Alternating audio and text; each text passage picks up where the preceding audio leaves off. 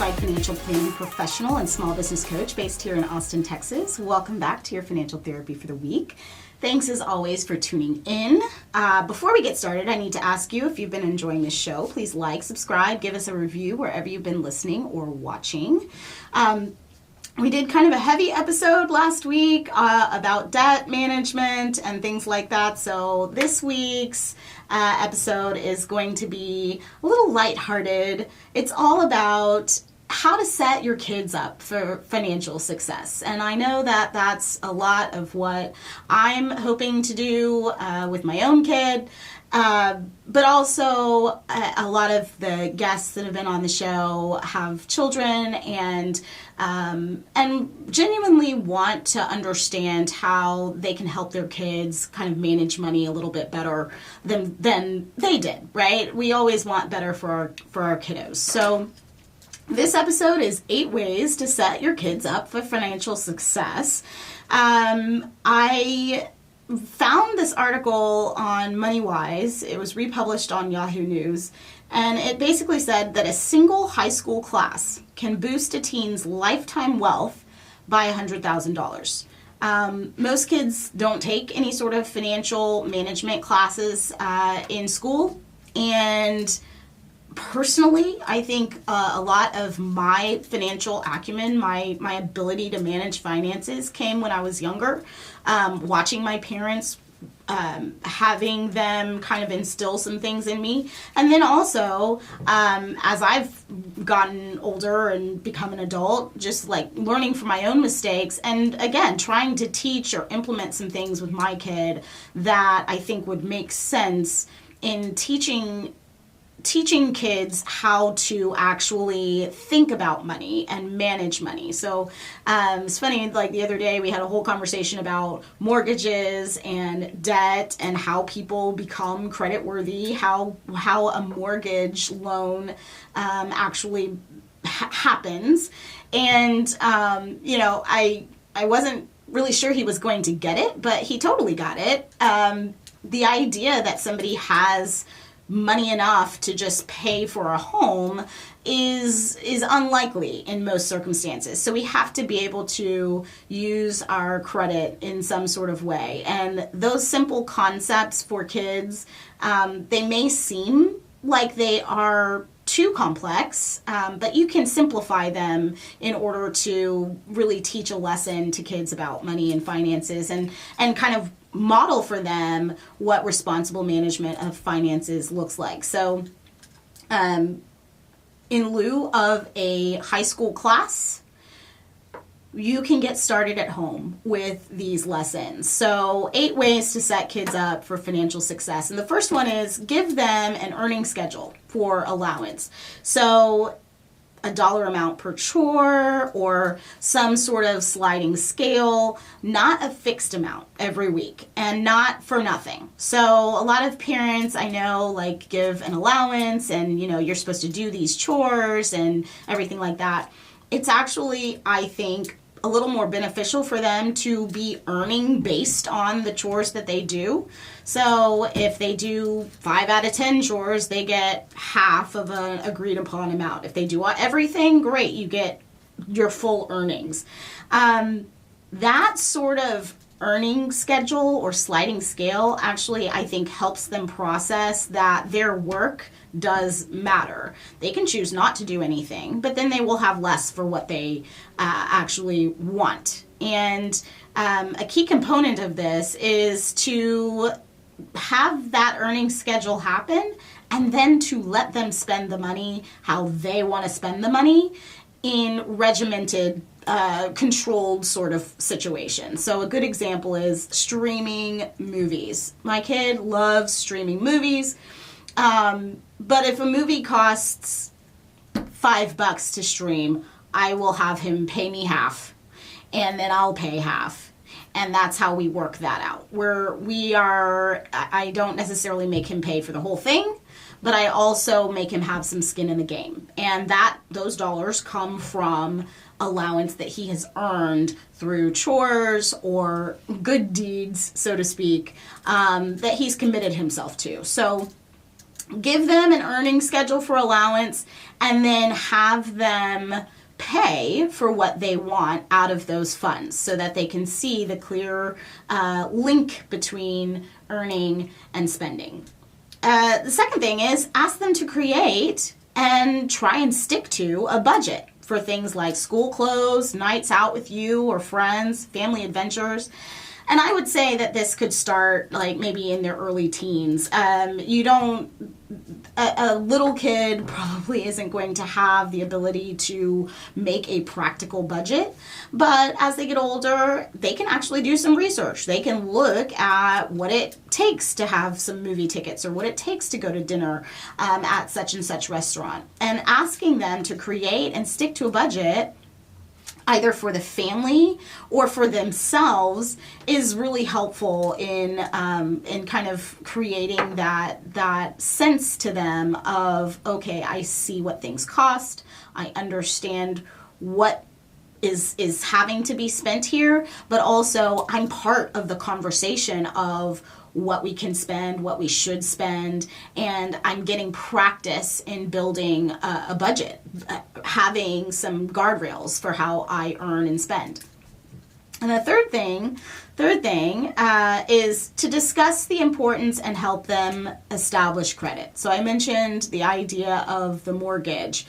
One of the key points that I was making to him was, yeah, people don't just give you money because they want to give you money. You have to be credit worthy in order to go out and get that loan for a house or for a car or a personal loan for things that you need. So encouraging responsible use of credit in their name, getting them at some point a secured credit card so that they understand how to use that card and build their credit beyond age 18, of course, is very helpful. So, or even a small personal loan.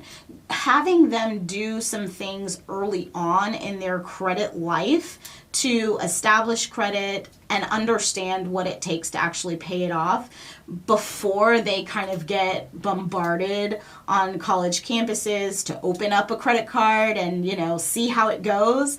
Having them do some of those discussions about credit and what credit means and what being credit worthy actually means is super helpful. So that's the third thing. The fourth thing is don't take on big obligations for your older kids without building in some financial lessons or helping them understand what their pathway to independence is. So their pathway to independence is otherwise known as their freedom from depending on you. So if they are wanting a car, for instance, you could set a limit on what the car payment is going to be, and then maybe they have to pay the difference of the car payment through whatever means that they can, or a deposit on a car loan, or gas or insurance or things like that. These are all very common things that I think people make agreements with their kids on. But I think it's important to go the next step and say, okay, and in 3 years, my expectation is that I'll no longer have to make this payment for you.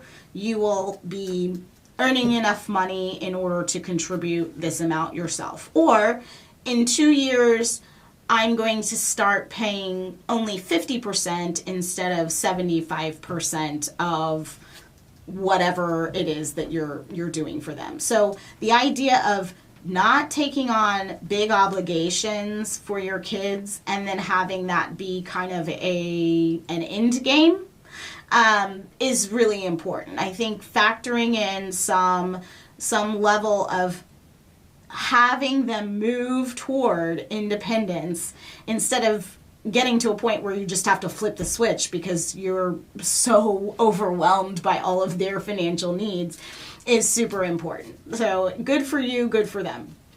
The fifth thing is to talk about your values around money. How do you earn it? How do you spend it? Encourage them to think about what things are important to them, what they want to invest their time and money on. Give them practical examples. So if you take a family vacation, for instance, you could explain to them from their perspective and from yours what that means. So yeah, we're taking this family vacation. It takes me about 2 months to earn what this vacation is going to cost. Saying something like that to your kid might be counterintuitive, and of course you want to wait until they are old enough to take that with the intent that it's meant.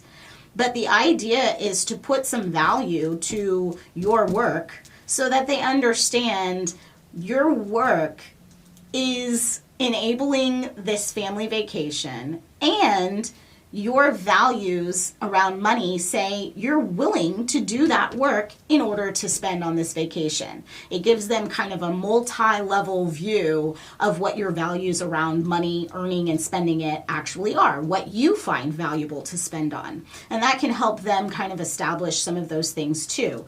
Oh, okay, it is important for us to go on a family vacation together, so we're not going to spend on X, Y, and Z because we're spending on this family vacation. And from their perspective, if you put it in their perspective and say, this family vacation or this trip to someplace, if you save up your dollars, then you'll get to do some fun things that you might not have gotten to do in lieu of spending on little things along the way. So it helps them reframe their spending, their earning in a more global way, and understanding what your values are helps them understand what their values might look like as well. All right, so the sixth thing is encourage work as soon as practical. Babysitting, mowing lawns, working retail or service roles, all of that, waiting tables, all of that can show teens and others the value of their work toward earning money for whatever it is that they choose. So this is very similar to the allowance issue, like giving them a way to contribute their own work and earn dollars back. And helping them understand what that looks like very early on can be very helpful later on in life.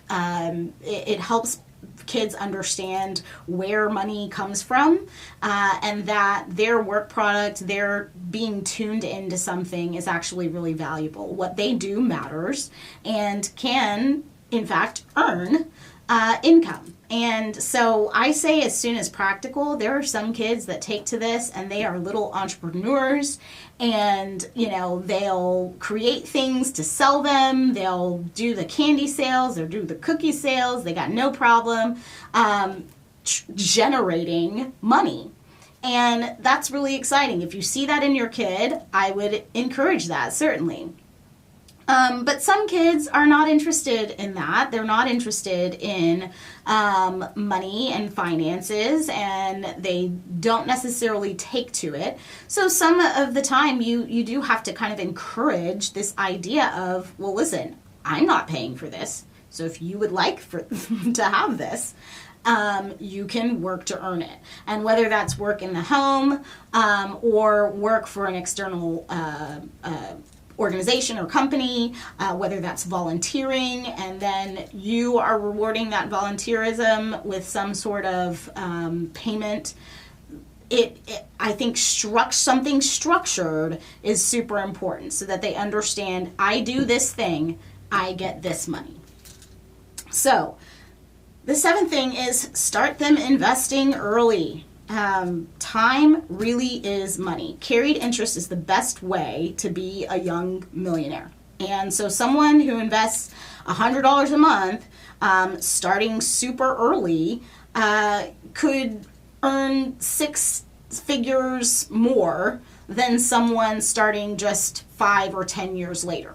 Depending on interest rates, that's huge money that could be just a nice growing nest egg for your kids if they understand that their biggest superpower is being young and able and to not necessarily have grown into the spending and the quality of life that we all have as adults. So your needs are very limited as a kid, even on into your early 20s. So getting them investing early, saving early, putting that someplace where it will grow, can be huge, and it stops that sort of lifestyle creep that can easily happen when you start earning more. You just start spending more.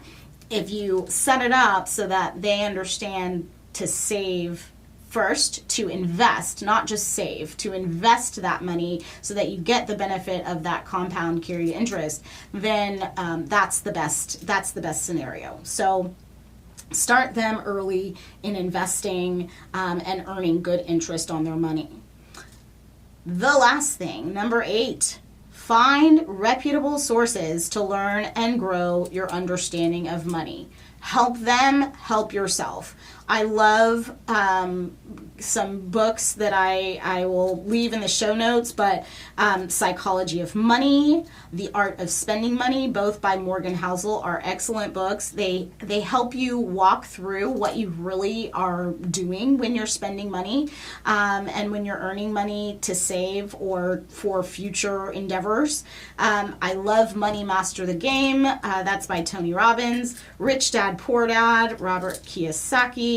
The Intelligent Investor, that's a classic one by Benjamin Graham. And then online resources like Investopedia, NerdWallet, MoneyWise. Those are all really, really good resources for understanding yourself, how money works, how spending works, how you need to shift kind of your view in order to do what you would like to do.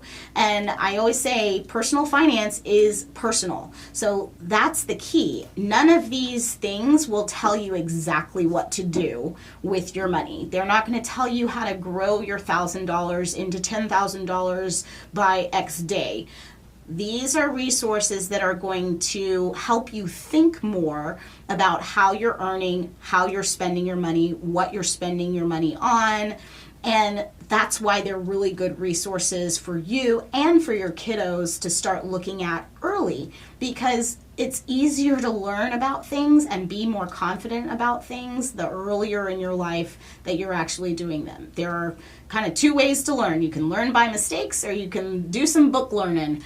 And this is the way to do some kind of fundamental learning about money.